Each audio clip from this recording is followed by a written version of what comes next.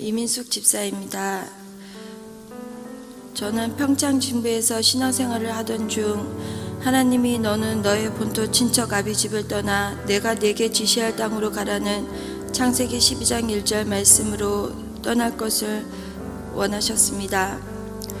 저는 아브라함도 아니고 또 그만큼 믿음도 없고 고향과 같은 저의 진부와 저에게 큰 은혜를 주신 몸된 교회를 떠난다는 것은 쉽지 않은 결정이었습니다. 무엇보다도 저는 작년에 갑자기 찾아온 질병으로 가게 문도 닫게 되었고 모든 것이 정지되어 버렸습니다.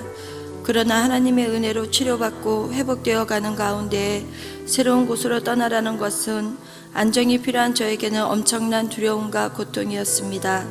두려움 속에 이것이 정말 하나님께서 원하시는 것인지 하나님께 기도하는 가운데 내가 네게 명한 것이 아니냐, 마음을 강하게 하고 담대히 하라, 두려워 말며 놀라지 말라, 내가 어디로 가든지 내 하나님 여호와가 너와 함께 하느니라.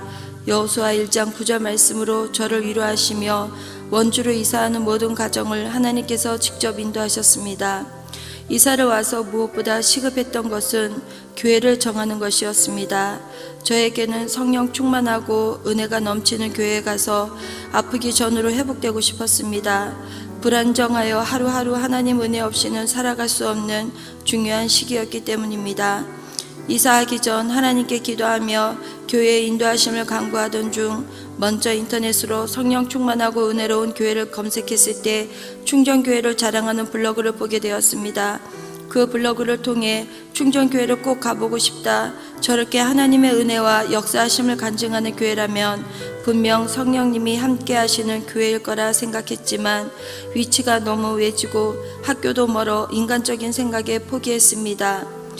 늘 새벽 예배와 저녁 기도를 드리다가 당장 마음껏 예배하고 기도할 처소가 없다는 것에 영적 침체 속에 여기저기 교회를 기웃거리기 시작하고 기도하고 싶어도 문을 열어놓는 교회를 찾기 힘들어 힘든 시간 속에 간간히 진부에 가서 예배드리고 기도하고 오고 내가 잘못 응답받은 거라며 다시 진부로 이사를 갈까 고민하기도 했습니다.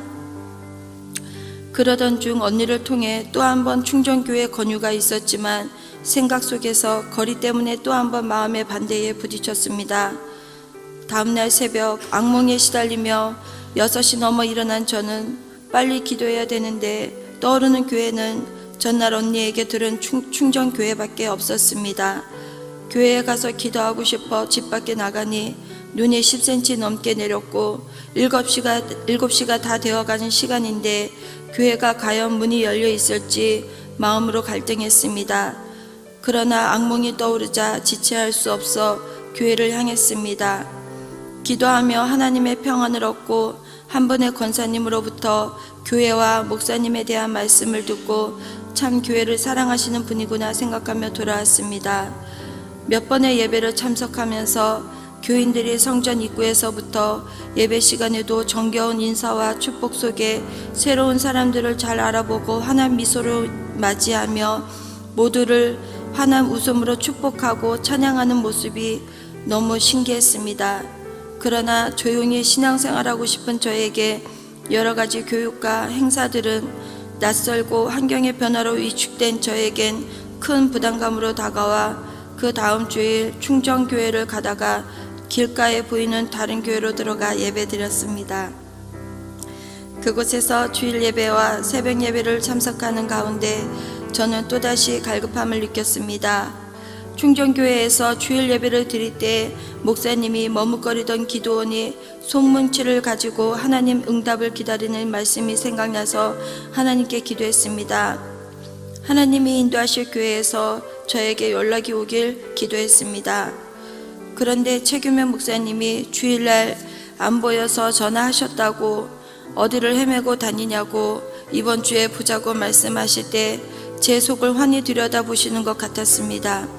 그동안 교회를 간보며 다닌 교만함을 회개하고 등록을 했습니다.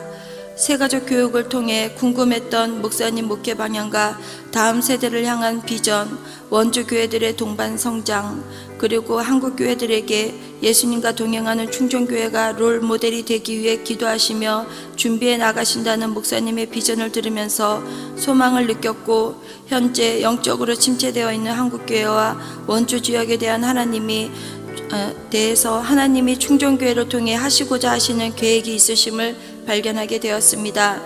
또한 예수님의 사람 제자훈련에서 목사님이 전하를 하시는 것은 성령의 감동으로 하신다는 말씀에 하나님이 지금까지 나를 충정교회로 3번 콜링하셨구나 깨닫게 되는 순간 응답하신 하나님께 감사했습니다.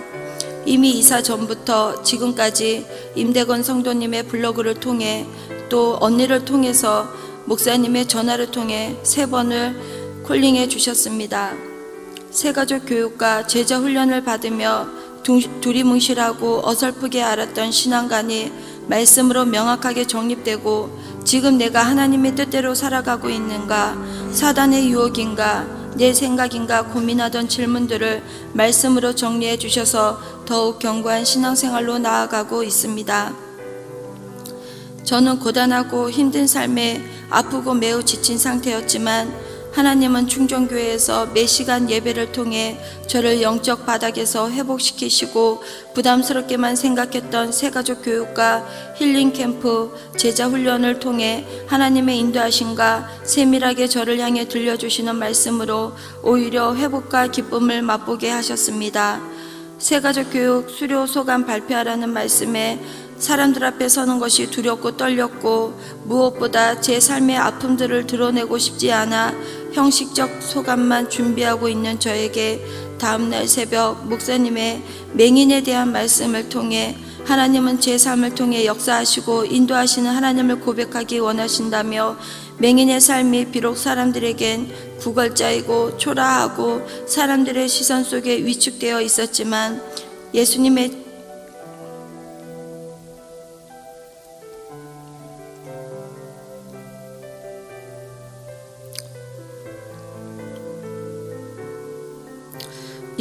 치유를 체험하고 담대하게 간증한 삶이야말로 하나님께 영광을 돌리는 삶이 아닌가 하는 하나님 말씀에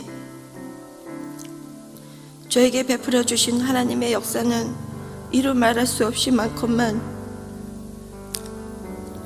저는 저의 세상적 성공의 잣대와 사람들의 시선들 때문에 하나님의 인도하심을 감추려 했던 어리석음을 회개케 하셨습니다.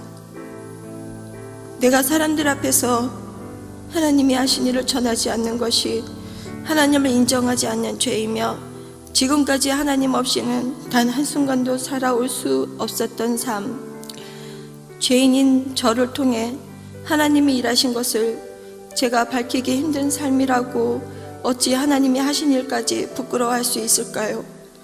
세상이 부러워하는 부족함 없는 삶을 살아도 하나님이 저와 함께 하지 않으신다면 저는 비록 사르바카부의 한 줌 밀가루와 기름 한 방울일지라도 지금이 행복하고 감사합니다. 주님이 일하시는 충정교회로 인도하신 하나님께 감사드리며 충정에서 저의 가정에 역사하신 하나님을 또한 기대합니다. 온전히 하나님의 영광만 드러내는 가정이 되길 간구합니다. 모든 영광 하나님께 돌립니다. 감사합니다.